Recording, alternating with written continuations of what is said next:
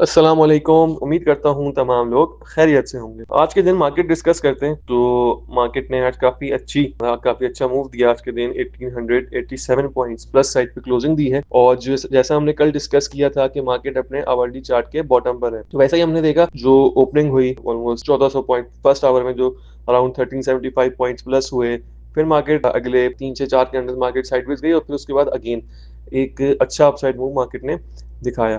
तो वॉल्यूम्स भी, आखिरी कैंडल है उसमें वॉल्यूम्स भी काफ़ी अच्छे थे और मार्केट ने ऑलमोस्ट टॉप पे जो है ना क्लोजिंग दी है इस बॉक्स के। तो कल का दिन काफ़ी इंपॉर्टेंट दिन हो सकता है, क्योंकि कल के दिन अगर तो मार्केट गैप अप ओपनिंग देती है, तो उसके बाद हमें देखना यह है कि क्या मार्केट वापस उस गैप को फिल करेगी, या अगर नहीं करेगी तो अगेन मार्केट को जो रेजिस्टेंस का सामना होगा वो होगा अराउंड 182 से 182 500 का। तो फिलहाल जो रेजिस्टेंस जोन है वो तो यही है मार्केट का, 180 500 वो ब्रेक होता है, उसके बाद 182 से लेकर 182 500 है। सपोर्ट एरिया की बात करें तो पहला सपोर्ट एरिया 179 400, और उसके बाद अगर मार्केट मजीद नीचे आती है तो इस बॉक्स का जो बॉटम है 178 का।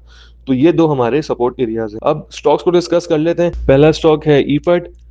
इसने ये जो अपनी ट्रेंड लाइन रेजिस्टेंस है इसकी, जिससे ये 9 अप्रैल से ऑलमोस्ट 2.5 महीने से ज़्यादा हो गया है, इसी ट्रेंड लाइन रेजिस्टेंस से रजिस्ट होके ये नीचे की तरफ क्लोजिंग दे रहा है और अब एक डिसेंडिंग ट्रायंगल का पैटर्न फॉर्म हो रहा है। अब बेसिकली देखना में ये है कि जब इसका ब्रेकआउट होता है, या फिर अगर ये ब्रेकआउट से पहले अगर ये 201 202 के लेवल के करीब आता है तो ये कैसा परफॉर्म करेगा। अगर तो उसका ब्रेकआउट होता है तो फिर उसके बाद जो टारगेट्स होंगे वो होंगे 210 और फिर 220 रुपए के। लेकिन ये जो 201 से 202 ये काफ़ी इंपॉर्टेंट एरिया है। अगर तो विद वॉल्यूम इसका ब्रेकआउट होता है, क्लोजिंग भी इस लेवल से अबव आती है, तो फिर आप इसमें बाइंग कर सकते हैं। तो काफ़ी इंटरेस्टिंग लग रहा है। इफेक्ट ऑलमोस्ट 3 बार जो है ना अपनी इस रेजिस्टेंस लाइन से जो है रेजिस्ट होके वापस आ चुका है। तो अब देखते हैं कि चौथी बार ये कैसा रिएक्ट करता है। दूसरा स्टॉक डिस्कस करने से पहले मैं आपको हमारी सर्विस के बारे में ब्रीफ करना चाहता हूँ। हमारी दो कम्युनिटीज हैं, स्विंग कॉल की और इंट्राडे की, और उसके साथ साथ जो हम 10 डेज की मनी बैक गारंटी भी ऑफर करते हैं कि फॉर एग्जांपल अगर आपको नहीं फील होता कि आपको वैल्यू नहीं मिल रही, तो आप विद इन 10 डेज हम आपको 100% रिफंड भी कर देते हैं। लेकिन अल्हम्दुलिल्लाह ये कभी ज़रूरत पड़ी नहीं इन चीज़ों की।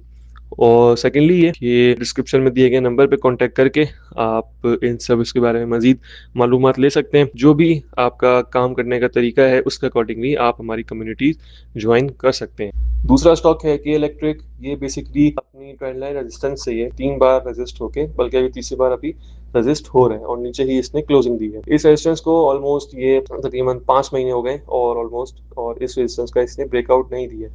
तो जब ब्रेकआउट हो अबव 8.9 8.95 रुपीस क्लोजिंग आती है तो आप इसमें बाइंग कर सकते हैं for targets of 9.25 and it's high of 9.5। अगर तो इसका ब्रेकआउट आता है विद वॉल्यूम्स और क्लोजिंग भी आती है तो बिल्कुल आप इसमें बिला झिझक बाइंग कर सकते हैं। लास्ट स्टॉक डिस्कस कर लेते हैं। लास्ट स्टॉक है हमारा एफएफसी, और एफएफसी को हम आवरली चार्ट पे डिस्कस करेंगे ताकि ज़्यादा बेहतर आपको समझ आ सके।